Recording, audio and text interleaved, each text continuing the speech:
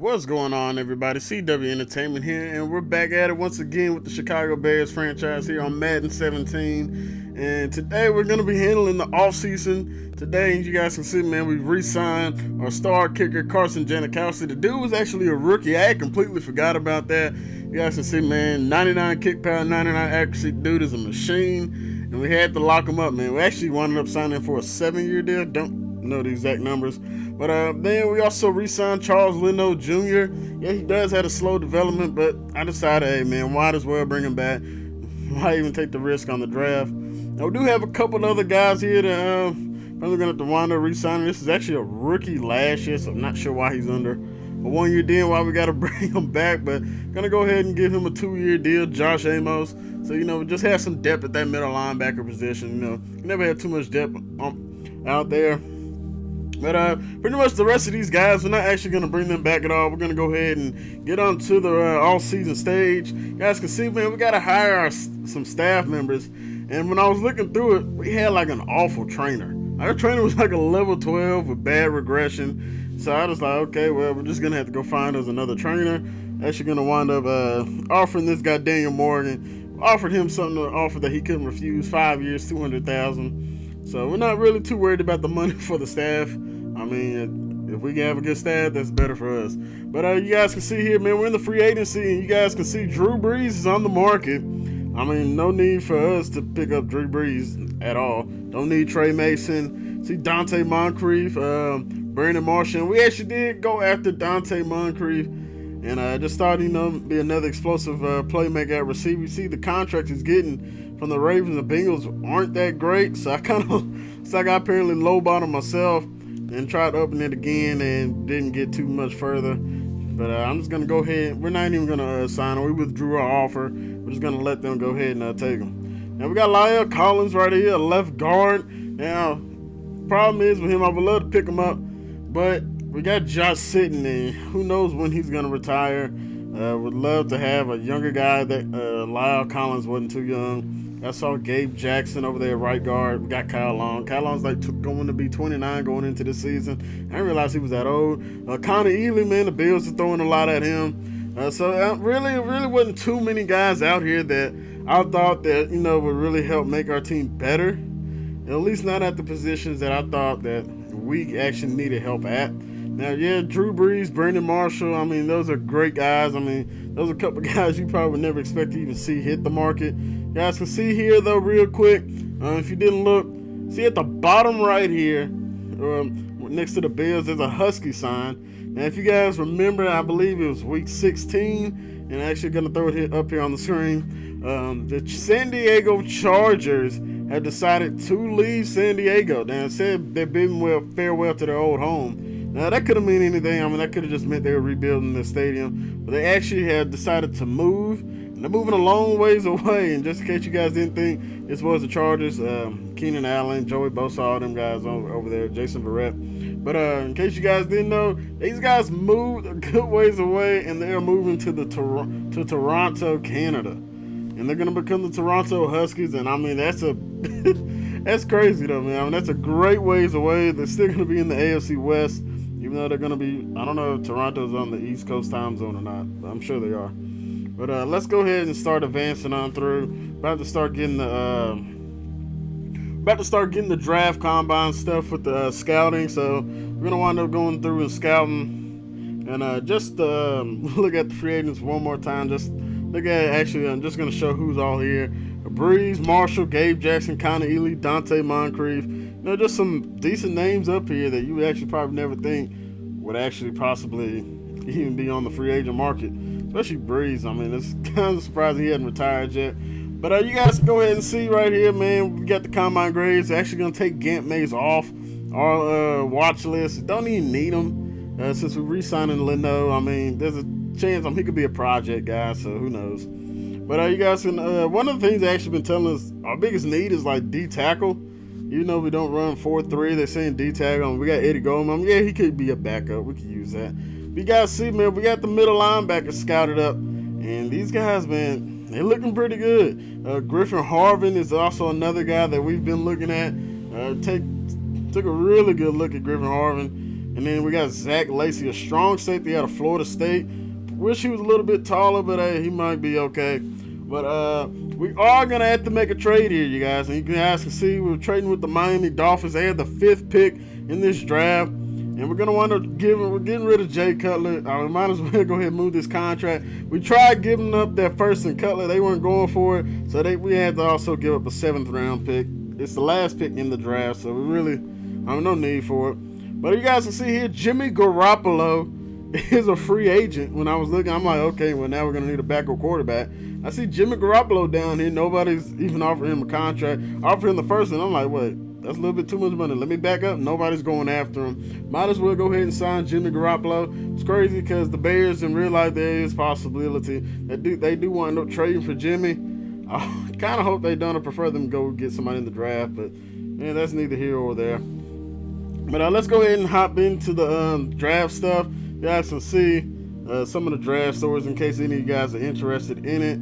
We're just showing just some of the guys. I'm not showing the whole draft, but in case anybody wants to look at it. But you guys can see right here, the Tampa Bay Buccaneers have the 1st pick in this draft. And look who they're going to take. It is the left tackle, Gant Mays. So unless we made a deal with the Tampa Bay Buccaneers, we weren't going to get that left tackle anyway. The 49ers finally take a QB for their squad. Philadelphia Eagles are going to go with a pass rusher. At least that's what I'm guessing. He's a defensive end. And the freaking Colts go with Griffin Harvin, the cornerback that we were going to take. The dude is like 6'4", with speed out of this world from what his combine showed. So now we're going to go ahead and click over to our watch board and just to look around to see what is here. Christian Tripler was actually the number 1 projected guy in the draft. Didn't even go. But we're looking at Jeffery Tripp right here. Him. Then we got Zach Lacey, the strong safety. He's projected as a mid-first rounder. Not sure if that would be a reach if we took him. And then we got Casey Bartiel. I'm not sure exactly what his name is. But really, I kind of was thinking between either these 2 middle linebackers or Zach Stacy. I really wasn't sure which one would be the best fit. They all combined it out really, really well. But we eventually do make the decision. And instead of Jeffrey Tripp, we are actually going to go with the Florida State strong safety, Zach Stacy. All right, let's go to Adam Schefter, who's got more on this pick. He was credited with having one of the biggest plays in college football this season. Late in the game, he picked off the quarterback and ran the entire field to score the game-winning touchdown. He did everything a coach would want to see, from baiting the quarterback to reading the downfield blocks. He flashed enough playmaking ability in that game and the remainder of the season to draw a lot of interest this offseason. This team has to be pretty happy with this pick. And yes, we are very happy with that pick. We got a strong safety right there. And you guys see our second pick is pick number 32 in the 2nd round. And man, our draft board was depleted. I mean, like everybody went. I mean, that's what happens when you don't pick for almost, we didn't pick for like almost 60 picks or something like that. But here we go, man. We're looking around, seeing who is here. You've got a guy named Gerard Swan, and that's the guy we're going with. Who has more on the Bears' last pick? His final season in school came to an end early when he was dismissed from the team after missing several practices. I wasn't able to find out why he couldn't attend the practices, but I do know that after his 3rd absence, the coach finally decided to bench him. He was on his way to having a decent year, but without him participating in practice, the coaches thought he would be a liability in the game plan going forward. After apologizing to his former teammates, I can see why this team is taking a chance on him. He seems recommitted, but we'll see if that's true come training camp. I'm sure some of you guys are wondering why we are picking up another outside linebacker. Now, Pernell McPhee's actually getting up there in age himself. I don't know exactly how old he is, but hey, man, you guys can never have too many pass rushers. Heck, I mean, the Bears can somehow in real life figure out a way. If Myles Garrett somehow falls, I mean, you might want to have to go and pick him. But here we go, you guys. We're going to sim on down a little bit more. 3rd round pick, number 17 here. And we're looking at the guys. You guys see strong safety and outside linebacker. But we're looking at guys here, and one of the positions we do need, we got to figure out a way for the backups of Kyle Long and Josh Sitton. I don't know how long Sitton is going to be staying. Until I mean, his contract, I'm not sure when his contract could be up at the end of this season. I'm not 100% positive on that. Could be the next. I don't know when he's going to retire or not. Guys, got Sean Groves here, a right guard. And that's who we're actually going with. See, pick number, or actually ranked number 40 in true talent. Got him at 81. And if you guys notice, that's 3 straight quick developments on these players. So it looks like we're doing a pretty good job on our scouting. So we skip down to our 3rd round pick. And this is actually our pick. I'm not sure where that 3rd rounder pick came from and the other one from the first pick. But now we're gonna go ahead and look at Chip Tipton. We're gonna wind up looking at him a little bit more. I just say, you know what, might as well pull the trigger. He's also a quick development. So 4 straight players with quick development. He was ranked 26. We got him at 96. Those 2 guys, man, they could be a great interior help when it's time for Kyle Long and Josh Sitton. It's time for them to bounce. Now, guys, we have neglected that cornerback position like throughout pretty much my entire time looking at this game or playing this series. And so, I mean, there's a guy that's a 6th rounder that could be there. And then we got this guy, Zachary Cheek, 24 overall. And, man, did we reach. We pretty much doubled what his true talent was. So, I didn't have him scouted, so that's another reason why we kind of did reach. But here we go, man. We're going to wind up taking Kevin Howard here with this pick here in the 4th round. Now, it is going to wind up being another reach. But, I mean, at least this one is bad as the other one. Now, the D-tackle, I don't know. He may turn out to be a good job. I mean, got a lot of Florida State alumni here on the team now. Maybe he can learn from his other Florida State alumni brethren, Eddie Goldman. So hopefully he can learn some stuff from him and help develop better. But we're all going to wind up trading a pick, man. We're going to trade with the Los Angeles Rams. And I did realize that I didn't show some of the stats from these guys and like their traits and stuff. So in case anybody was interested in AC, Zachary Cheek, not too happy about that undisciplined penalty bias. Not sure how much he'll be on the field, but there goes Kevin Howard, another undisciplined penalty bias. He might be able to see the field. Hopefully he can pan out to be something. But we're going to wind up trading this pick too with the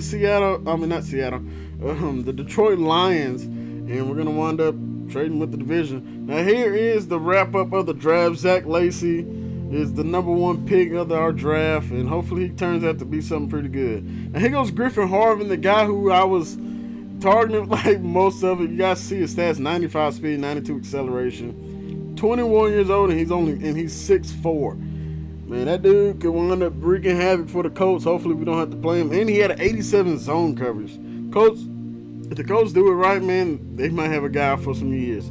Here goes Gant Mays, man. Gant Mays was just decent stats. He had really good pass blocking. I'm not sure why the Bucs took him. Guess they just saw it as best player available at the time. But we do have the preseason here. I'm not going to wind up showing you guys that at all. I actually wound up playing some of the, like 1 or 2 of the preseason games and I simmed out through. But hey, I do want to say thank you guys very much for watching the video. If you guys enjoyed the video, hit the like button, leave a comment, hit the subscribe button to stay up to date with the videos I'll be posting of this series and more. Let's see if we can make it. Let's see if we can make it a 3-peat, everybody. I'll see you guys next time when we play the Seattle Seahawks to start out the season. Peace.